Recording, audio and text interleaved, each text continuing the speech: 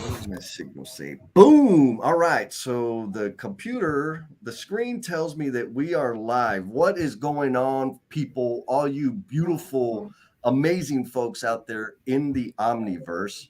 We're here on the OG Spotlight. And just to remind you, the OG Spotlight is about highlighting people that are putting in work to leave this world better than they found it.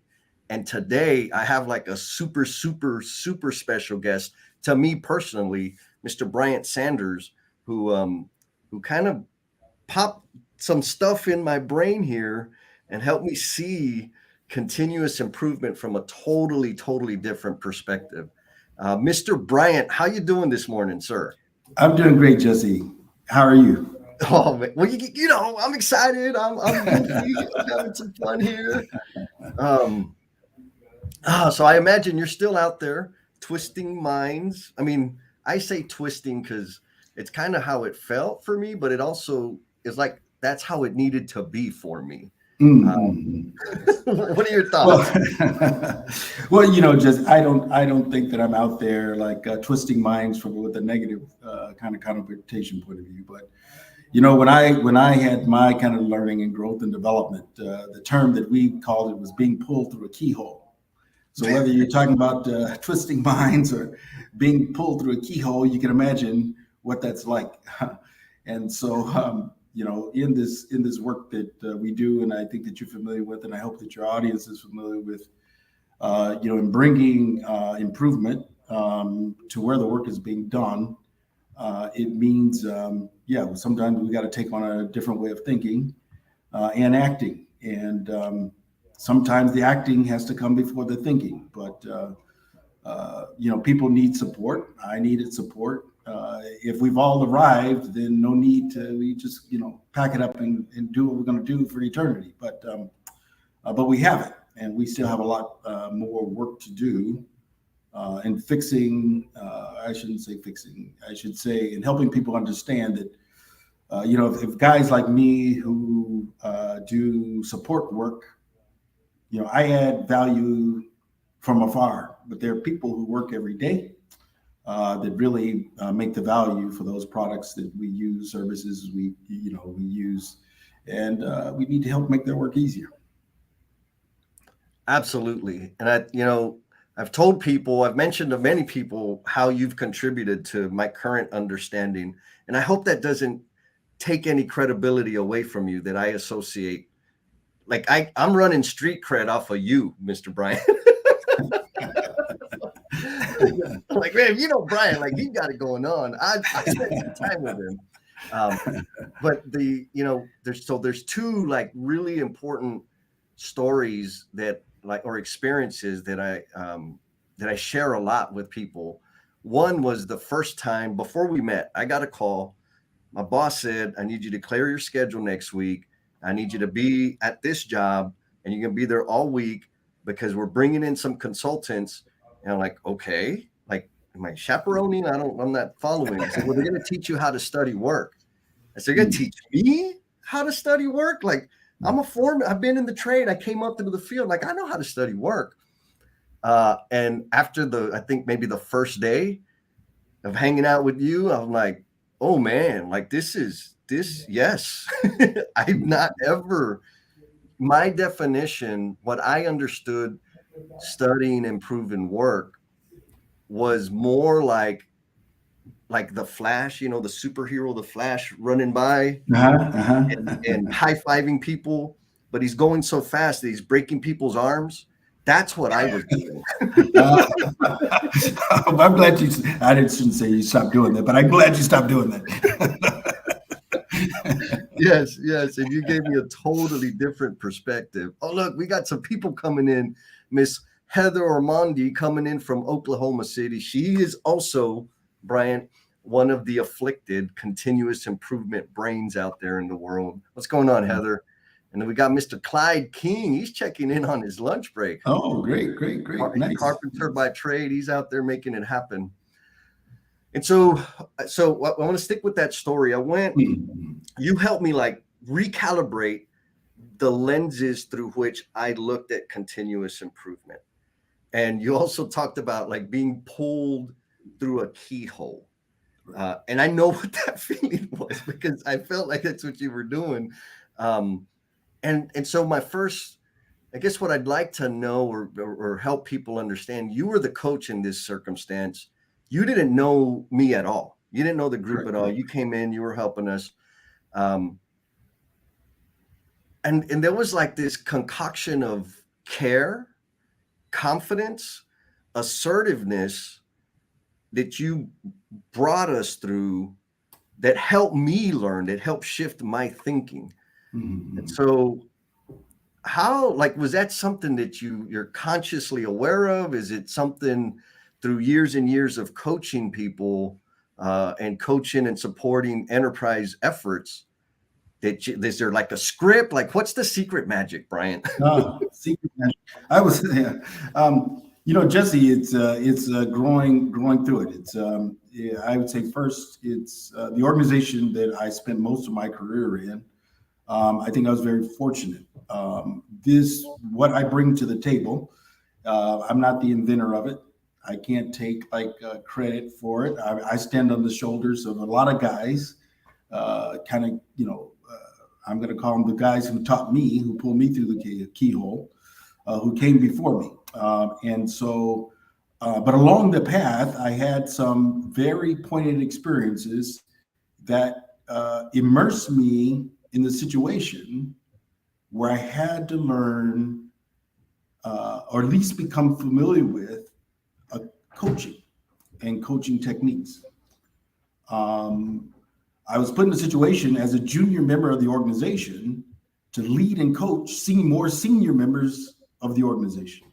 And so, first of all, that dynamic forced me not to be the know-it-all, because these guys are more senior than me already, more tenure in the company than me. So I couldn't come at them in a way like I knew it all. And so that was kind of like the first kind of sensation or like recognition. Oh, you got to temper something there. So you need to make some adjustment. The other part of that is not just like coming from that way, but how do I also allow myself to be in a position to learn from them as I coach them? So that created another kind of sensation or feeling that I had to become comfortable and acquainted with. And then I think the third point was recognizing, like in the matter of, you say like our engagement was a week. Well, within this kind of week period, I may have had to coach 3 different people. Yes. And they're different. People are people. They're different, right? They're different. And so when I had my first iteration of this kind of experience, my reflection that I wrote about that experience is I tried to coach them all the same. I tried to follow the same sequence of steps based on, my experience before I had the third sensation, which was, you got to meet people where they are. Right. And that then what I learned is allowed to build, like you said, this kind of sense of caring. It allowed at least the tenants to build a bridge of trust, so that we can then really start moving forward and exchanging the learning, transferring the learning. So it was experiential, but continue to be refined through reflection, case after case after case. So even today, I try to, just like in continuous improvement in a process or a system, you have to grasp the current condition. And people are, at some level, I consider people are like a process, and they have a current condition. And so this is my framework when I come into a situation dealing with people, is especially when it comes to like a lean thinking way. What's their current level? What's their current condition? What is it they understand? What is it they think they understand? And where's the gap between what they think they understand and what they do? because in our community, lean community, yeah, it sounds good because it's not rocket science, and you can use the right words and jargon in the right place. But just like in my previous work history, the real juice comes out when the lemons get squeezed. So how do we behave?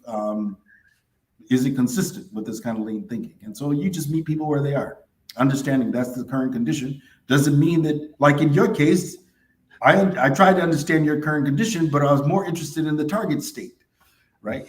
Yes. This is where they are, but where can they be? And so this is kind of my approach when I interact with folks. Yeah. And for folks to maybe shine some light on it, you were coaching me through this thing, and it was a transformative experience for me, in that I did not know as much as I thought I knew. You knew it, and you never made me feel less than. You never like flexed your lean muscles, your pedigree, your credentials, never did any of that. You just were constantly adjusting to whatever you were able to pick up in my behavior, in my speech, in my reaction to what you were doing. And I was also like trying to watch, right? Like, how's it? This guy's different. So that was really important. And so you would go into like the basics, and then you like, oh, downtime. I knew that. Like, okay, so all right, let me back off of that. Let me go somewhere else. And you would push me to the point of where I was like ready to bite your hand.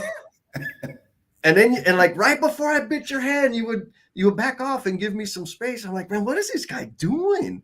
But it was just expert level. And so in terms of being coached, I still have a deep appreciation for the way you helped me get there, because I needed to be challenged. And I like to go super fast, and you would let me go fast. And then you would also slow me down when I needed to slow down. And it's like, anyways, all that to say that you're an amazing coach. And before I go on, I want to recognize Mr. Sean Smith coming in from LinkedIn Town. He says, good day, all. What's up, Sean? And Heather, she's getting excited. She says, yep, that's so true. The best coaches customize to the customer. There are endless ways to coach. Humble inquiry, it's a good tool. And then we got Adam Hoots, a fellow lean maniac, is coming in from South Carolina, South Kakalaki. All right, so back to the story at hand. You had, from what I recall, it was your first, or maybe very early on, your experiences within the construction industry, and at that point in time, you had spent the majority of your career in the manufacturing space. Is that accurate? That is correct. Well, I had early in my career, when I just finished engineering school, I was a project engineer for a big oil company. So I was, my role was to do construction environmental work, and that was given the era, that was short lived, and then I joined manufacturing sector. Yeah. Well, and so for me, what was like ultimate was you came from decades of experience in manufacturing in different, like not just continuous improvement, running, managing plants, developing people within the organization, like for real. Like this guy, he ain't no joke. And came into the construction space. And I'm going to say quickly acclimated to like, oh, okay, we got all this stuff that we're pretty familiar with in this industry.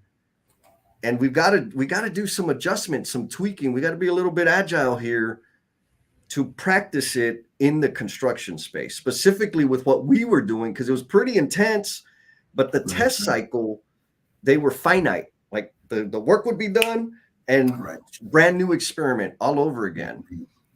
And so you introduced us to Yamazumi, which is still my favorite word.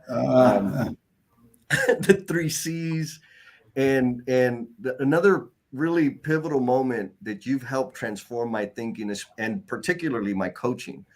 I think we were in Dallas, and me and another learner were quibbling back and forth over a few seconds that we didn't catch on video. And we kept going, oh, that's value. No, it's incidental. No. And then we both, the two of us said, well, let's go get more video so that we could end the argument and be precise in our whatever calculations. And I remember you telling me, Bryant, or telling us like, oh, so y'all need to go get more video. Like, yeah. He's like, okay, so you're going to go disrupt their work again, capture video so that you can come back in the AC and sit down and work out a few seconds while they're out there suffering in miserable work.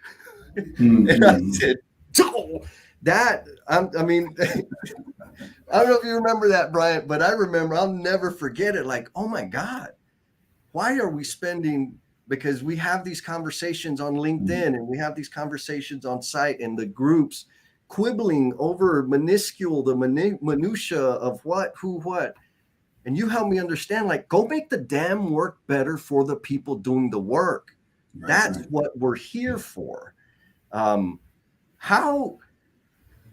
What helped you get to that appreciation or that clarity around the purpose of this, all these lean things, all the lean stuff? Well, so the organization that I worked in, strong kind of lean philosophy. And then part of the onboarding process was to take a new person, engineer guy, and let him do the work that the people he'll be supporting. Let him do that work so that he can understand if he's going to help fix a problem, he understands what's the root, where does that problem come from? Well, when I did that, I discovered I had muscles in my body that I didn't even know exist. Right. There were problems that were happening, day after day that, as an engineer, okay, if no one's telling me about it, I can't fix. But these are real issues that I'm dealing with as I do the work as one of the manufacturing members. So I said, this is where the money is made. And these people have to work through some of these difficulties. And my saying is, like the guys have like a rock in their shoe and it's bothering them, but nobody can see. And then we ask at the end of the day, sometimes we're hard-nosed, is why didn't we get it done? But the reason why they didn't get it done because they have a problem, and that problem isn't coming to the surface. And it's not coming to the surface because we're really not caring about the work that they have to do. So this was fortunate. I feel very fortunate that the organization that I grew up in understood that if I'm coming into that organization as an engineer, I need to have a different way of thinking about the work that I do. And probably then as maybe given my kind of nature as a person, these two things were a good match, and it kind of just stuck to me. And so it's not so easy for me to think about how much I can enjoy when I know those who are actually making the money are struggling. So those who are adding the value struggle. So I think that's the root of it. I think if the organization I work for hadn't put me in that situation to be a production member myself, I don't think I would have had that kind of, I wouldn't have learned the pains of doing the work. Maybe my brain would have told me something, but my body wouldn't have had that experience. And so as an engineer, I can do a lot of things on pencil and paper that seems right, sounds good. I can use the right words, but if I can't help the people who are doing the work, ultimately, that is adding the value, then I have to ask myself, what is my real contribution? I love it. You're getting people fired up. Look at that. You got Adam Hoot says, I love the rock in the shoe analogy, undiscovered problems. Yes. Then we got Mr. Nick Clemens says, I'm sure Hoots will argue, but he's coming in from Springfield, Illinois, catching us while he's on the road. What's going on, Mr. Nick? So I couple of things. What you introduced me to helped me understand how to build empathy for the work. And maybe that might be a little generous in using that language, but the requirement that we started with was going out and observing the workers. And not like I'd ever done before, because your instructions were very clear. We're going to stand there, I don't know, 5 to 15 minutes. And you said, pay attention to their eyes and their hands. I had never, ever done that before. And by doing that, there were so many little pebbles in their shoes that we were able to see. And I was like, holy moly, like all before that day, all the continuous improvement stuff that I had done was really done at people. It was never done for people. Right. And you helped me. More importantly, or with them. Yep. Or with them, right? Because we started doing that. I remember when we first told that one electrician, like, look at all the waste that's in your system. And he said, waste? That's the crap y'all make us do. Like, whoa, remember that? I almost got punched. Right. And so we shifted, right? We started focusing on the hard work. How do we eliminate the hard work? Right. And it's embarrassing to say, but it's a truth. And I've gone on to continue spreading that thinking as best I can. Actually, Adam Hoots and I have been running a virtual version, well, a hybrid version of the same thing. And I help people understand, like, we're here to remove the burden in poorly designed work. That's what we're going to do. But the most pivotal thing is, if we can't understand or experience a degree of the pain that the people are experiencing, we're not really motivated to help them. And so the design of it, show up, study, not watch, not look, study the work, look at their eyes, look at their hands, pay attention to what's happening, really, really equipped us to remove the burden in the work. Right. And you continue to do this. I'm sure there's other systems that you've created out there or teach people with. What's one of your favoriteest experiences? You don't have to say the one with me, Bryant, because I know we had so many. Of course it is that you just. What's one of your favoriteest experiences? Favorite experiences in terms of, like, I guess what I'm gonna kind of just branch off and kind of speak to it. Because I'm not, you can complete your question, of course. But as I provided or tried to create that opportunity for you to gain this kind of empathy for work. I remember early in my kind of lean career, I was asked to go in and prove an operation in 2 days. My boss gave me 2 days to make a difference. And with some hesitance and reluctance, I in my mind, I said, you're setting me up for failure, man. He said, yeah. But it created this this kind of healthy tension because maybe he understood something that I didn't understand. But as I got into that environment, I didn't want to disrupt the work because I didn't have a relationship with the people doing the work. I just kind of like got dropped in. They didn't know me. I didn't know them. So I had to think about, how do I bring about change in a small amount of time in a way that's really going to make a difference.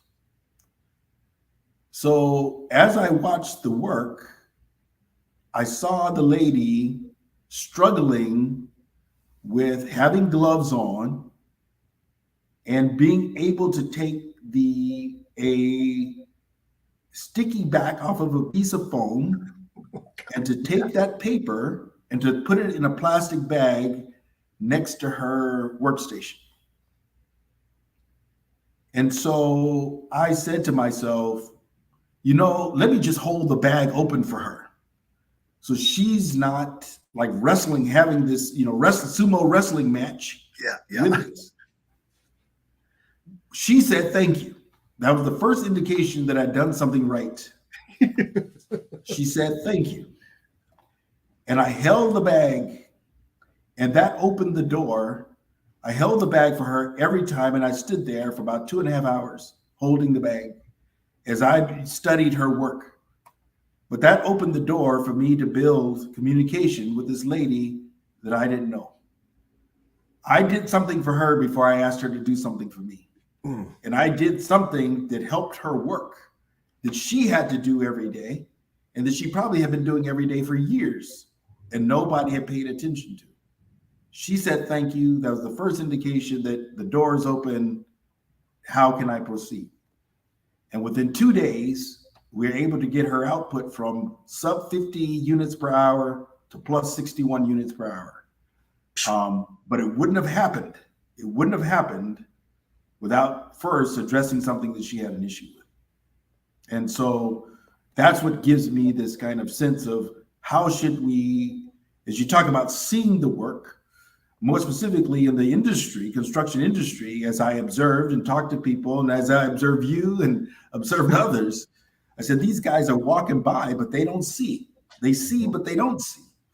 And so the whole idea, and then oftentimes, as I got engaged in the industry, the first pushback is that this is not manufacturing. I say, I know, I'm here because it's not manufacturing.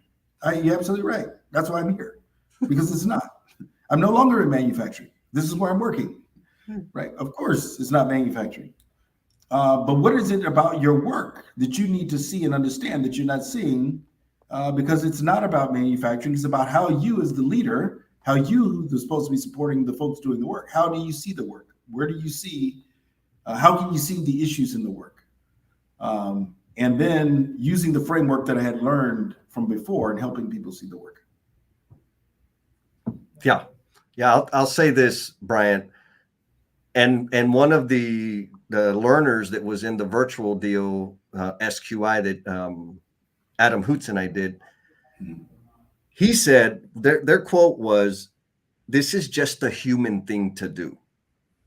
Right. And so what I'll say, like one of the biggest takeaways that you gifted me with was you helped me learn how to be an advocate for people through continuous improvement. You helped me learn how to serve people through continuous improvement. I mean, you and I experienced it together. We did the first time we showed up. Nobody wanted to make eye contact. Everybody's rolling their eyes. Here come them geeks. The second time, they were waving like, "Hey, man, are y'all going to come study us? We heard," because you helped me learn how to serve people with all these little definitions and terminology that I'd been carrying around weaponized for years. And you helped me do it differently. You helped me do it for the people, Bryant. So I will forever be grateful to you for that. We got Mr. Albert Octavi coming in from Indonesia. Bryant, he's in Indonesia saying, with people, #respect. So, Bryant, I know you got to get back out there and pull some other people through keyholes. Are there any OGs, people that you want to shout out and show some love for that have contributed to your path?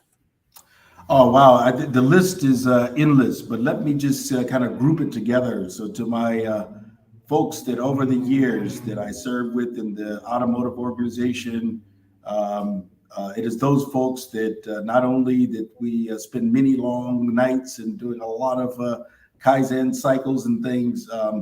I think those are the folks that, of course, and then, God and my mom and dad who gave me birth and life and all that. But from a kind of lean perspective, there's a whole host of people that I owe kind of my lean growth and development to. And so they know who they are and they know where they are. And I just want to say thanks, guys. Amazing. And ladies. Absolutely. Yes. Thank you.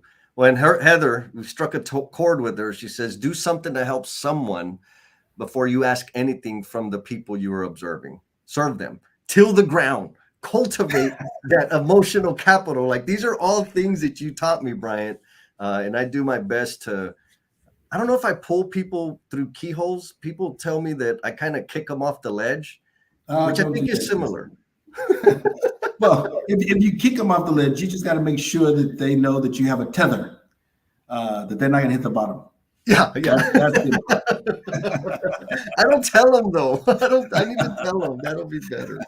Well, Bryant, I am grateful for the time you've gifted us today and for all of the impact you've had on my thinking.